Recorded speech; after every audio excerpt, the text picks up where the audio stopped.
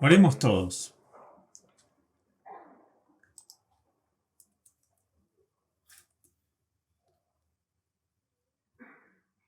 Padre, antes de ofrecerte nuestras oraciones y alabanzas, necesitamos estar sintonizados a cosas más altas.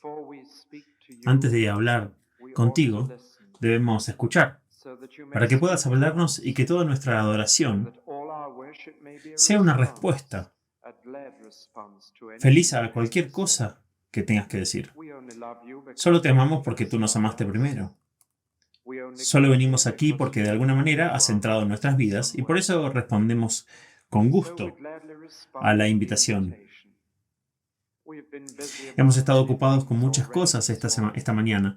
Levantarnos y vestirnos, preparar el desayuno, venir aquí y encontrar un lugar para estacionar.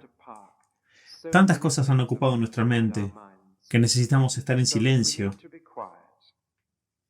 Y te pedimos que nos hables durante la primera parte de nuestro servicio matutino para que cuando lleguemos a adorar no pueda haber dudas ni inhibiciones dentro de nosotros. Nada que nos impida derramar nuestras almas en puro amor y adoración. Oramos especialmente esta mañana por nuestros miembros que están de vacaciones. Te pedimos que los bendigas donde quiera que estén. Y en este hermoso día sabemos que sus almas estarán más que satisfechas con la belleza de tu obra, tal como la ven en la naturaleza. Pero oramos para que sepan más que esto, la gracia del Señor Jesús derramándose en sus corazones, calentándolos y llenándolos de amor a través del Espíritu Santo. Una vez más, te rogamos que nos libres de cualquier barrera mental que nos impida conocer la verdad que nos hará libres del miedo, libres del aburrimiento, libres del pecado, y concede que tu pueblo aquí se regocije mientras abandonan este edificio. Lo pedimos en el nombre de Jesús y por su bien. Amén.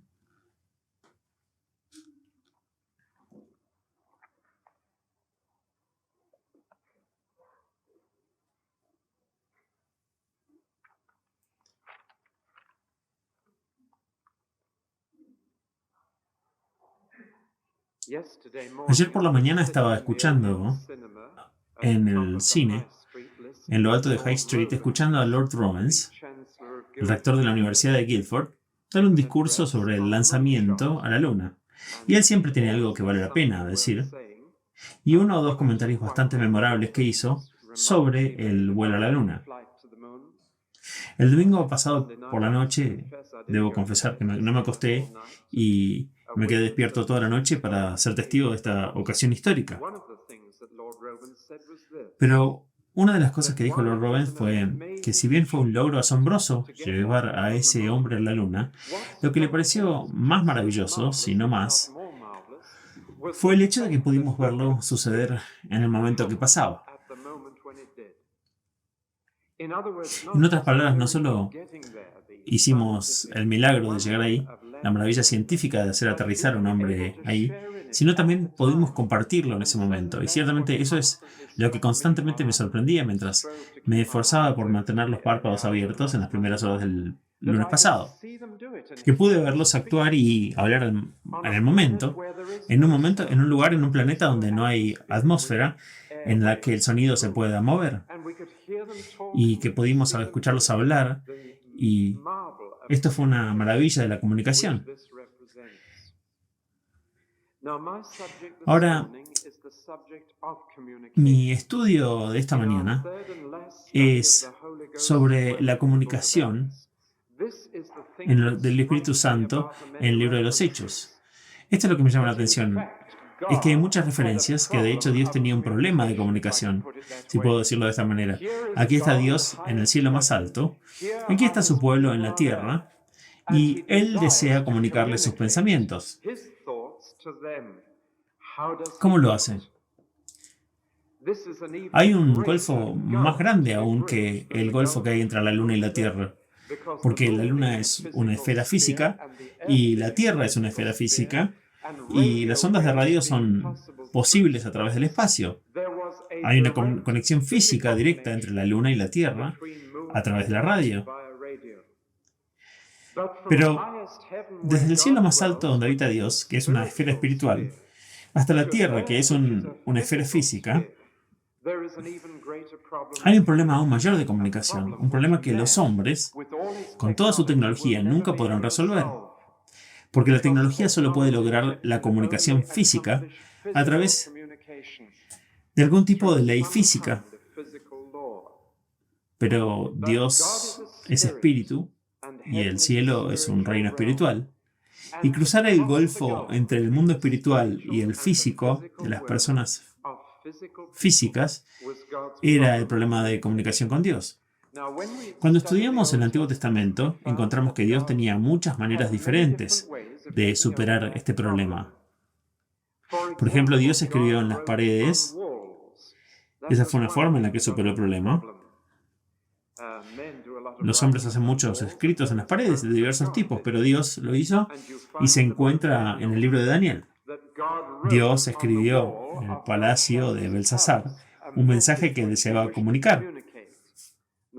El dedo de Dios escribió Mene Tekel Parsin en la pared para que Belsasar lo leyera.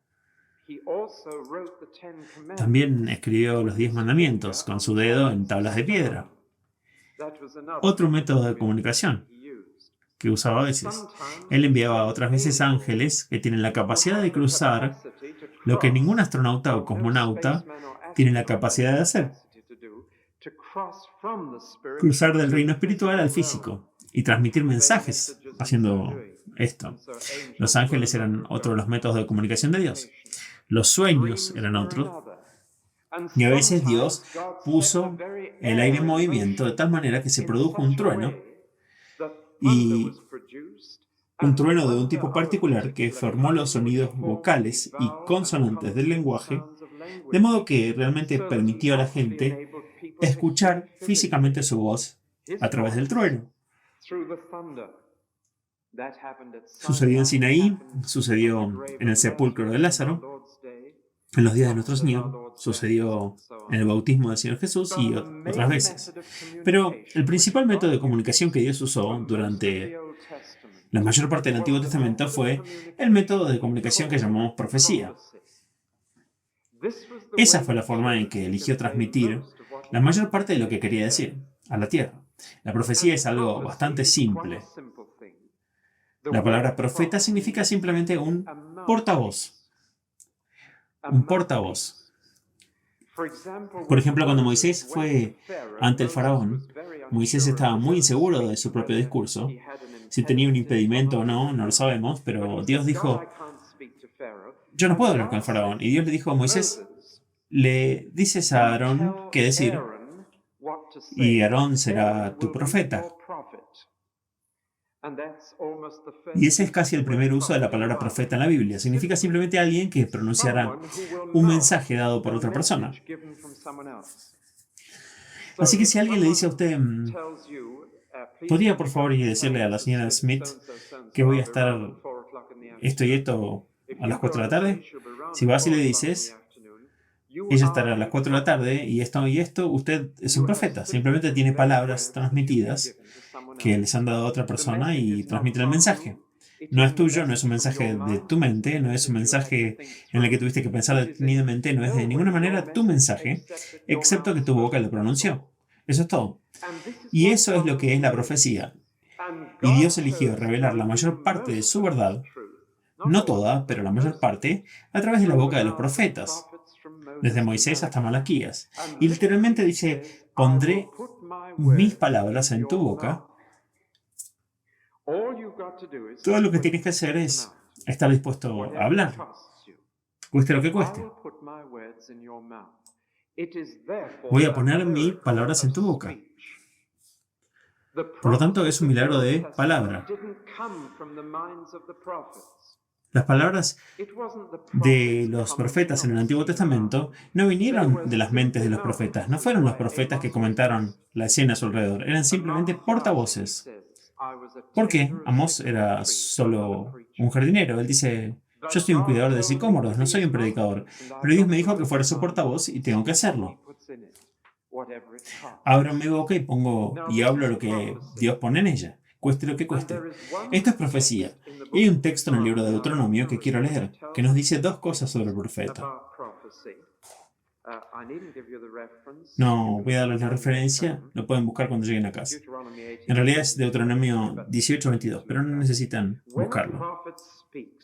Cuando un profeta habla en el nombre del Señor, si la palabra no se cumple o se hace realidad, esa es una palabra que el Señor no ha hablado. El profeta lo ha hablado presuntuosamente, no deben tenerle miedo.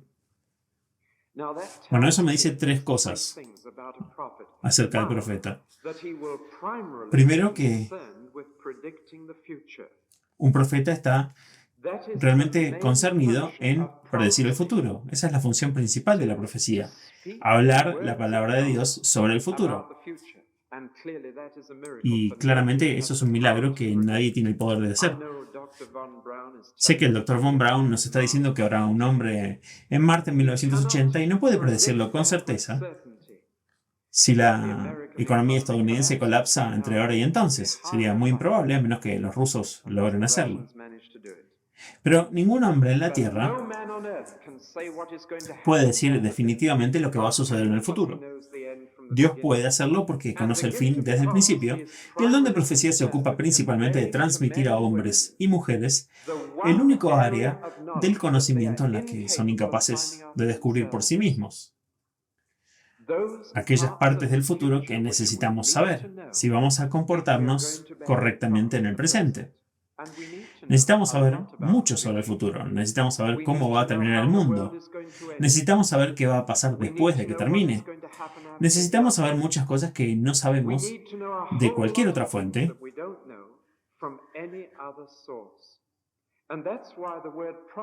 Y es por eso que la palabra profecía casi se ha convertido en sinónimo de predecir.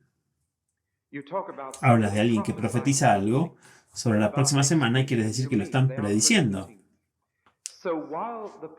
Así que, mientras el profeta dice otras cosas, primariamente se ocupan sobre el futuro. En segundo lugar, está bastante claro que podría existir un falso profeta que te dirá algo que no era lo que Dios había puesto en su boca. Y la única forma segura de descubrirlo, por supuesto, es esperar a ver si sucede. Y eso es lo que Moisés dice aquí. Por supuesto, ha habido muchas personas que predijeron la fecha de la segunda venida de nuestro Señor y se ha demostrado que todos estaban equivocados. Martín Lutero, John Wesley, Russell, quien inició los testigos de Jehová. Tantos otros lo han hecho. Y todos se ha demostrado que estaban equivocados, porque no estaban hablando lo que el Señor había dicho. Y la tercera cosa es que cuando un profeta habla, debes tenerle miedo, porque está hablando de tu futuro. Está hablando de lo que Dios está revelando, y esto es algo terrible. Y por eso Moisés dijo que si es un falso profeta y no sucede, no necesitas tenerle miedo. Pero hay un miedo saludable que entra en el alma cuando escuchas a Dios hablar una palabra de profecía. Se darán cuenta de que la profecía no tiene nada que ver con la predicación o la enseñanza, que son funciones muy diferentes. No tiene nada que ver con comentar problemas sociales y políticos. Lamentablemente, hoy en día, ese es el uso más común de la palabra en los círculos de la iglesia, pues la iglesia ha establecido una palabra profética sobre los males sociales de nuestro día. Eso no es lo que la Biblia entiende por profecía. Eso es un comentario social y político de la mente de los cristianos, pensando en un problema. La profecía no viene de la mente de la iglesia, no viene de la mente del profeta. Solo sale de su boca. Es tanto un milagro del habla como el don de lenguas. La única diferencia es que el don de lenguas es un milagro del habla en un idioma que no conoces, y el don de profecía es un milagro de habla en un idioma que sí conoces. En ambos casos, Dios proporciona las palabras, y todo lo que se requiere de la persona es la boca. Esos son dones Lengua y profecía siempre están vinculados, o muy frecuentemente vinculados, tanto en el Antiguo como en el Nuevo Testamento. Si leen, por ejemplo, 1 Corintios 14, encontrarán que los dos dones están entrelazados en la vida de la Iglesia del Nuevo Testamento, porque ambos son milagros del habla. Ahora, hay una brecha entre Malaquías y Mateo, entre el Antiguo y el Nuevo Testamento, de 400 años, cuando no hubo ninguna palabra de profecía ni una palabra sobre el futuro. Y la profecía solo comenzó de nuevo cuando Jesús, en el tiempo que nació Jesús más o menos, y luego Zacarías profetizó, al igual que su esposa Elizabeth profetizó, la Virgen María profetizó, Simeón profetizó, Ana profetizó, Juan el Bautista profetizó. Él era el último de los grandes profetas, y fue más que un profeta, y supremamente Jesús mismo fue profeta, el profeta. Tanta gente lo llamaba así porque hablaba las palabras de Dios. En más de una ocasión él dijo, las palabras que hablo, no las hablo de mí, yo solo hablo lo que el Padre me da. Eso hablo. De tal manera que incluso las inigualables palabras de Jesús fueron un regalo del Padre a través de su boca para nosotros. Pero lo que me concierne esta mañana es el libro de los Hechos, porque una de las cosas que la venida del Espíritu Santo hizo gloriosamente posible fue el don de la profecía para cualquier creyente. Y cuando Pedro trató de explicar a las multitudes que se preguntaban qué estaba pasando en la tierra, citó a Joel. Y dijo, sucederá en los últimos días que yo derramaré mi espíritu sobre toda carne, y vuestros hijos y vuestras hijas profetizarán. Noten eso. Y al final de esta cita viene de nuevo, y vuestros sirvientes y vuestras sirvientas profetizarán.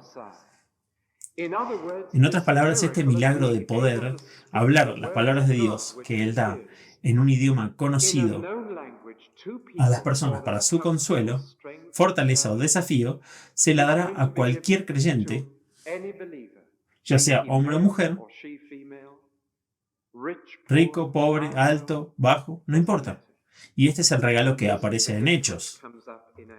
En la primera mitad del libro de Hechos es el don de lenguas el que aparece, que se destaca más que cualquier otro, quizás relacionándolo con el don de la audacia.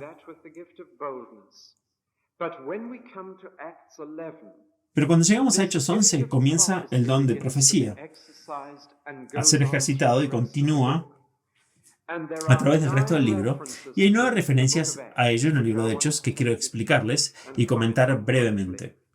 Hechos 11, versículo 27,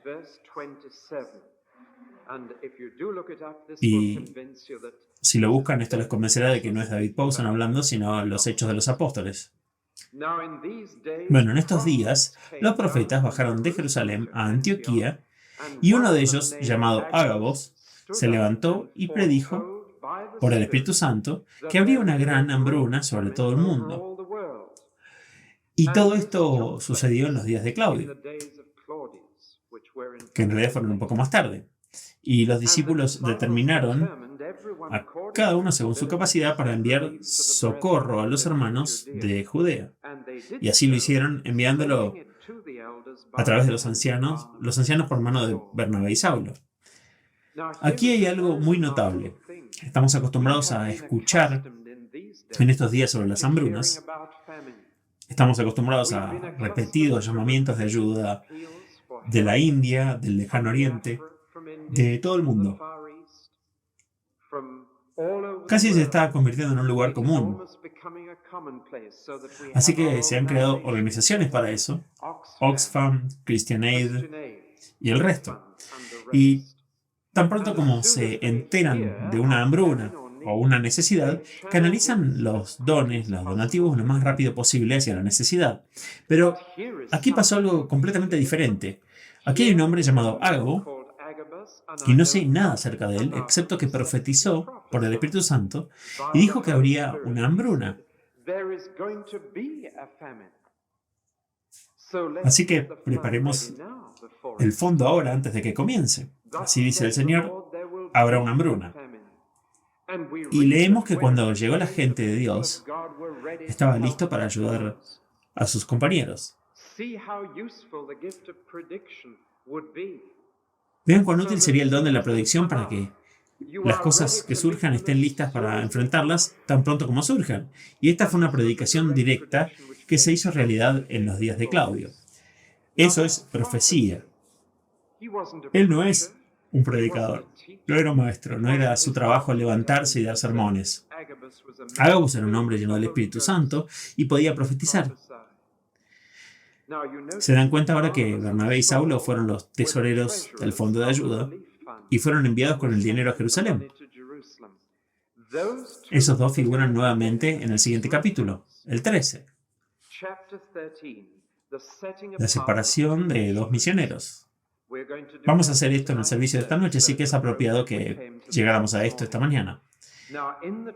Ahora, en la iglesia de Antioquía había profetas y maestros. Bernabé, Simeón, que se llamaba Níger, Lucio, el hombre de Cirene, Manahem, miembro de la corte de Herodes el tetrarca, y Saulo. Y mientras adoraban al Señor y ayunaban, el Espíritu Santo dijo: aparten de mí a Bernabé y Saulo para la obra a la que los he llamado. Entonces, después de ayunar y orar, les impusieron las manos y los despidieron. Y siendo enviados por el Espíritu Santo, descendieron a Seleucia y de ahí navegaron a Chipre. Bernabé y Saulo habían sido llamados por Dios al campo misionero. Lo sabían, otras personas lo sabían, pero aún no habían ido porque estaban esperando que el Espíritu Santo les dijera cuándo ir y a dónde ir. Porque una vez que hayas escuchado un llamado a ser un misionero, el cuándo y el dónde se convierten en las preguntas principales, y no tenían la respuesta. Ahora se dan cuenta que fue mientras un grupo de 5 profetas y maestros estaban adorando que el Espíritu Santo dijo. ¿Cómo habla el Espíritu Santo? La respuesta es a través de la profecía.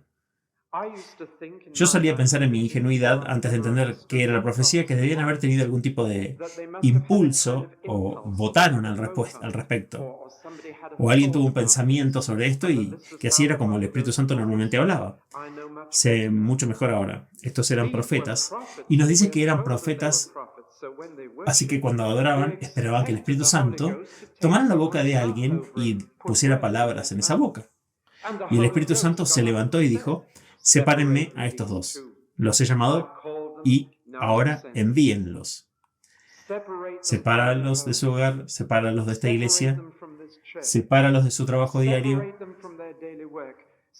sepáralos de todo lo que los ocupa y sepáralos a este trabajo. Envíenlos afuera.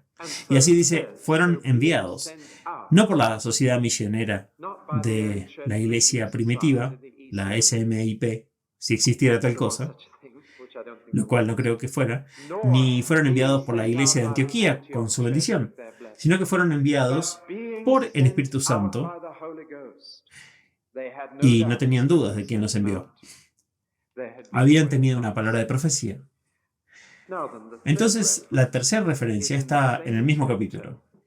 Cuando llegaron a Chipre, tuvieron una entrevista con el gobernador y realmente estaban llegando a algo con él. Estaba interesado y el gobernador, si hacía como cristiano, hubiese sido maravilloso. Y luego todo salió mal porque un hombre que incursionaba en magia negra, que era el prestidigitador de la corte, apareció y estaba furioso. Y vio su trabajo en desgracia y comenzó a tratar de persuadir al gobernador para que no escuchara. Su nombre era Elimas, el mago.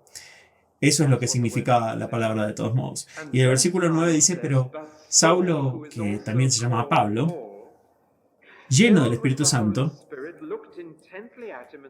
lo miró fijamente y le dijo, tú hijo del diablo, enemigo de toda justicia, lleno de todo engaño y villanía, ¿no dejarás de torcer los caminos rectos del Señor?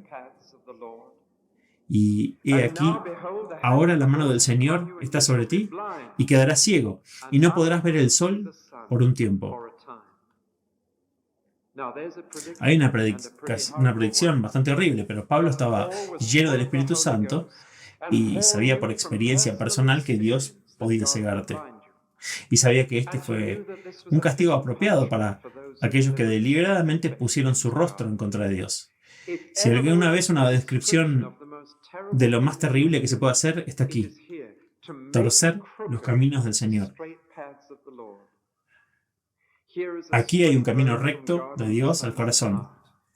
Y Dios quiere ir directamente por ese camino, hacia esa vida, y tú tomas el camino y lo tuerces, y lo doblas, y le pones colinas rígidas para que Dios tenga dificultades para llegar a esa persona. Es algo terrible para hacer. Y ese mago estaba torciendo el camino recto de Dios. Dios tenía un camino recto hacia el corazón de ese hombre. Y este hombre lo estaba torciendo otra vez. Eso es algo terrible. Y por desgracia, he conocido a muchas personas que lo hacen. Alguien que se estaba interesando en el Evangelio, se estaba acercando, y alguien más en su familia torció el camino de Dios y los disuadió de ir a un centímetro más lejos. Les hace cada vez más difícil considerar aceptar a Cristo. Este es un pecado terrible. Pero el punto es que Pablo, lleno del Espíritu Santo, predijo su futuro. Y dijo: vas a quedar ciego. Dios me ha dicho esto. Y lo digo.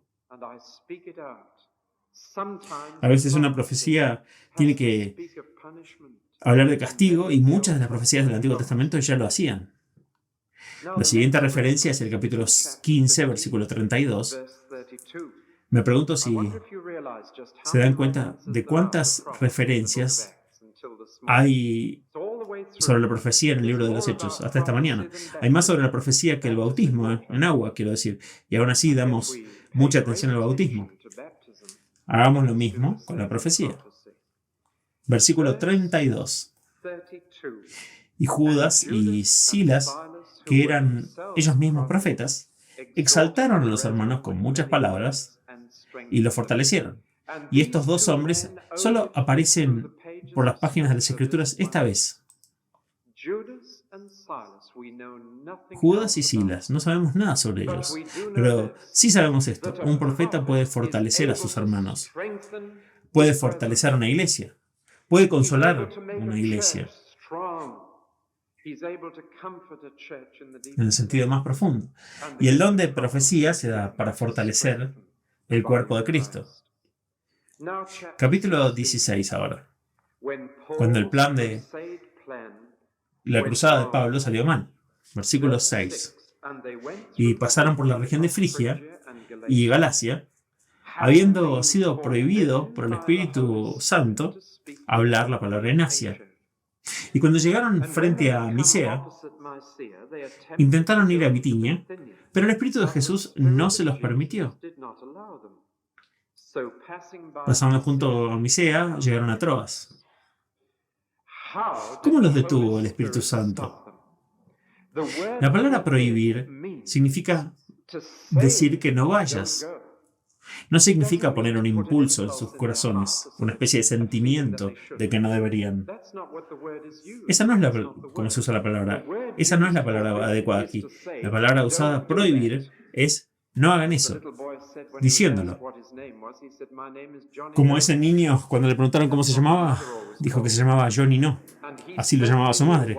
Y él ciertamente sabía lo que la palabra prohibir significa. Eso es lo que significa. Johnny No, dicho en voz alta. Y estaba bastante claro, nuevamente, que Pablo, a quien se le dijo esto, tenía el don de profecía, así como el don de lenguas, que esperando en el Señor y diciendo: Señor, vamos a predicar el Evangelio en Bitinia, mañana, el Espíritu Santo habló y dijo: no lo hagan. Esa es una guía muy clara. Así que viajaron un poco más y dijeron: bueno, descansemos aquí. Entraron a este país y vinieron frente a Misea y dijeron: bueno, vayamos allá. Me estoy confundiendo un poco. Fue Asia prohibida primero y luego Bitinia. Ahora, ¿por qué el Espíritu Santo dijo que no? No, la respuesta es que al cerrar esta puerta y al cerrar la otra puerta, los estaba impulsando hacia adelante. Cada vez que Dios te cierre una puerta en la cara, no mires la puerta cerrada. O es posible que no veas la que está tratando de abrir. Y a veces la guía del Espíritu Santo viene de una manera bastante negativa. Puerta tras puerta se cierran. Y Dios está diciendo que no consideren ninguno de estos giros laterales. Hay una puerta más adelante que quiero que usen.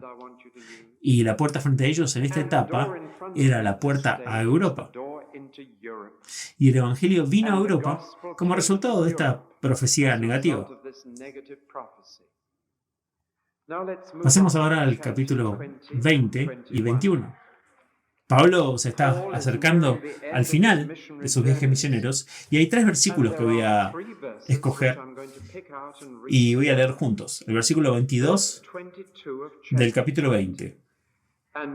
Y ahora he aquí me voy a Jerusalén, atado en el espíritu, sin saber lo que me sucederá allí, excepto que el Espíritu Santo me testifica en cada ciudad que me esperan prisiones y aflicciones. Ahora vayan al capítulo 21, versículo 4. Han desembarcado en Tiro y, habiendo buscado a los discípulos, nos quedamos allí 7 días. Y a través del Espíritu le dijeron a Pablo que no pasara a Jerusalén. Ahora, más abajo, en el mismo capítulo, versículo 10, se habían movido a Cesarea. Mientras estábamos unos días, vino un profeta llamado Agabus, ahora está de vuelta, bajó de Judea y vino a nosotros. Tomó el cinturón de Pablo y se ató los pies y las manos, y dijo: así dice el Espíritu Santo, así atarán los judíos en Jerusalén al hombre a quien pertenece este cinto, y lo entregarán en manos de gentiles. Hemos descrito en 3 versículos diferentes para nosotros hombres y mujeres comunes y corrientes que predijeron antes de que sucediera que si Pablo iba a Jerusalén sería atado, encarcelado y afligido. Ahora Pablo fue todavía y dijo: voy a Jerusalén atado por el Espíritu, tengo que ir. Pero de esta manera el amoroso Padre Celestial preparó a este hombre para todo lo que venía adelante, para que cuando sucediera no lo encontrara desprevenido. Y como nuestro Señor puso su rostro para ir firmemente a Jerusalén sabiendo que lo matarían, así su seguidor y siervo, Pablo, puso su rostro hacia Jerusalén, sabiendo perfectamente lo que iba a pasar. Y nunca lo hubiera sabido si no le hubieran dado el don de profecía. Y de vez en cuando Dios quiere preparar a su siervo para algo que se avecina más adelante, para que no los encuentre desprevenidos o incapaces de enfrentar las crisis cuando ocurran. Veamos ahora en el mismo capítulo algo más sorprendente, versículos 8 y 9, que evité antes. De mañana salimos y llegamos a Cesarea y entramos en la casa de Felipe, el evangelista, y vamos a ver su obra evangelística en el estudio del servicio esta noche, que era uno de los 7, y se quedó con ellos, y tenía 4 hijas solteras que eran profetas, o que profetizaban. Estas 4 hijas solteras tenían el don del que he estado hablando, y que es algo tan útil para la Iglesia de Jesucristo. Y las 2 cosas que quiero decir aquí, estoy tentado de decirlas, pero me pregunto si se quedarán solteras porque eran profetisas, porque esto podría ser una vergüenza para sus maridos, estar casadas con una mujer que podía hacer revelaciones y revelaciones personales. Pero eso es una especulación y no sé si esa fue la razón. Pero lo que estoy señalando es esto. Qué fiel fue la promesa de Hechos 2, que el regalo de profecía se derramó sobre las mujeres también. No creo en mujeres predicadoras o maestras. Creo que no es bíblico, y la misma escritura que nos dice que no tengamos mujeres predicadoras está perfectamente simple y claro de que las mujeres profetizarán en una iglesia, y Pablo permite esto. De hecho, lo alienta, y habla en 1 Corintios 11, el capítulo del cual tomamos la escritura que leemos en la mesa del Señor para los servicios de comunión. Leemos ahí sus instrucciones para las mujeres que oran y profetizan. Y encuentro que en los círculos cristianos la gente llega a los extremos en este tema, de que las mujeres tomen el liderazgo público. O hay quienes dicen que las mujeres deben guardar silencio absoluto y no hacer nada. Y hay quienes dicen que pueden hacer cualquier cosa, mientras que el equilibrio de las escrituras es muy claro. No predicar y enseñar, sino orar y profetizar. Y cuando eso se observa, tienen un ministerio y compañerismo maravillosamente equilibrado. Es absolutamente claro, y está ahí en el Nuevo Testamento. Por lo que si el Espíritu Santo le da a una mujer la profecía, no viene de su mente, por lo que no está ejerciendo autoridad sobre nadie más, como lo sería si predicara o enseñara. Ella es simplemente la pieza, la boquilla de Dios. Y también hubo profetisas en el Antiguo Testamento. La referencia final está en el último capítulo de Hechos. Y esto trae un final nuestro estudio de el Espíritu Santo en Hechos. Pablo ahora es un prisionero. Pablo está encadenado. Pablo está en prisión en Roma. Y en esa prisión, viene un grupo de judíos que han escuchado que un judío está en prisión y quieren saber por qué. Y han venido a visitar a su hermano judío. Y esto es lo que pasa. Les habla, les cuenta sobre el reino de Dios y de Jesús y no les gusta.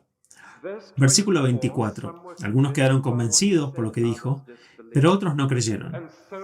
Y como no estaban de acuerdo entre ellos, se fueron después de que Pablo les hizo una declaración. El Espíritu Santo tenía razón al decirles a vuestros padres a través del profeta Isaías: id a este pueblo y decirles, ciertamente oiréis, pero nunca entenderéis. Ciertamente veréis, pero nunca percibiréis. Porque el corazón de este pueblo se ha embotado, y sus oídos están pesados de oír, y sus ojos se han cerrado, para que no perciban con sus ojos y con sus oídos, y entiendan con su corazón, y recurran a mí para sanarlos. Que se sepa entonces, para ustedes, que esta salvación de Dios ha sido enviada a los gentiles. Ellos escucharán. Ahora, aquí tenemos a Pablo citando una predicción hecha por Isaías cientos de años antes, de que cuando la verdad llegara a los judíos, dirían que no les interesa, que no queremos entender, no queremos oír, no queremos volvernos y ser sanados. Y luego agrega una predicción en el Espíritu Santo propia. Este evangelio que han rechazado, predigo que será aceptado por los gentiles. Y supongo que casi todos nosotros en esta iglesia esta mañana somos gentiles. Y la predicción de Pablo se está cumpliendo en esta iglesia esta mañana. Una predicción que hizo en el Espíritu Santo de que los gentiles aceptarían lo que los judíos rechazaron. Bueno, ahora que hemos mirado este don, que trata del futuro, principalmente de predecir cosas de las cuales solo Dios, que conoce el fin desde el principio, tiene conocimiento, y de revelar estas cosas al pueblo de Dios, en la medida en que necesiten conocer el futuro para prepararse para él y para vivir para ello. Llegamos a la pregunta crucial. ¿Podemos ver que este don se extiende a lo largo del Nuevo Testamento? Cuando estudiamos 1 Corintios 12 y 14, eso es todo, habla todo sobre el don de la profecía. Cuando estudiamos las cartas a Timoteo, Pablo dice, Timoteo, recuerda el don que está en ti a través de la imposición de manos por expresión profética. Y cuando llegamos al último libro de la Biblia, el gran libro que revela el futuro, el escritor describe su propio libro como esta profecía. Pero, ¿está este don todavía ahí? ¿Hay alguna razón por la que no debería ser así? Sé que la profecía va a pasar. Sé que las lenguas van a pasar. Sé que el conocimiento va a pasar. ¿Cuándo pasarán estas cosas? Cuando no necesitemos más comunicación, cuando estemos en el cielo y veremos a Dios cara a cara. Cuando conozcamos, incluso como hemos sido conocidos, ya no necesitaremos entonces el conocimiento. Lo tendremos todo. No necesitaremos profecía o lenguas entonces porque no hay necesidad de Dios que Dios se comunique. Porque no existe ese golfo. Todos estaremos con Él en gloria. Así que este don sigue aquí y aún se ejerce. ¿Puedo darles un ejemplo moderno de esto, de hace unos días? Hace 1 o 2 años hubo un servicio de comunión a no muchas millas de aquí,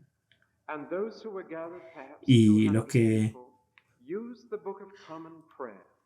se habían reunido usaban el libro de oración común. Los que están en contra de cosas sacadas de un libro, déjenme contarles esta historia, porque el Espíritu Santo habló en un servicio litúrgico, y pasaron por el libro de oración común, en el orden de comunión, y vinieron a la colecta para la familia real, y oraron por la reina Isabel y el duque de Edimburgo, el príncipe Carlos y toda la familia real.